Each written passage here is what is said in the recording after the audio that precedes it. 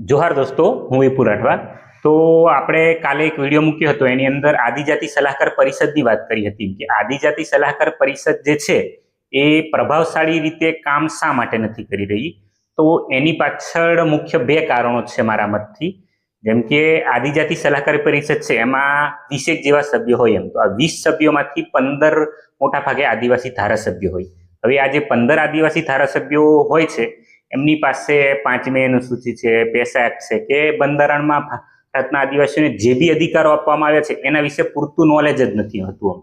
તો એ લોકો પછી શું ત્યાં બોલવાના? એક કારણ આ છે કે જે ધારાસભ્યો છે આદિવાસી, જેમને સિલેક્ટ કરવામાં આવે છે આદિજાતિ સલાહકાર પરિષદની અંદર, એમની પાસે પૂરતું નોલેજ નથી. અને બીજું કે આદિજાતિ સલાહકાર પરિષદ કે ટ્રાઇબલ એડવાઇઝરી કાઉન્સિલ જે છે એની પાસે પૂરતી સત્તા પણ નથી. એમ જયપાલસિંહ મુંડાએ જ્યારે 5મી અનુસૂચિ ઉપર બંધારણ સભામાં ડિબેટ થઈ રહી હતી ત્યારે કીધું હતું કે તમે આદિવાસીઓને ખાલી મોટા મોટા નામ નહીં પણ ખરી સત્તા બી આપો.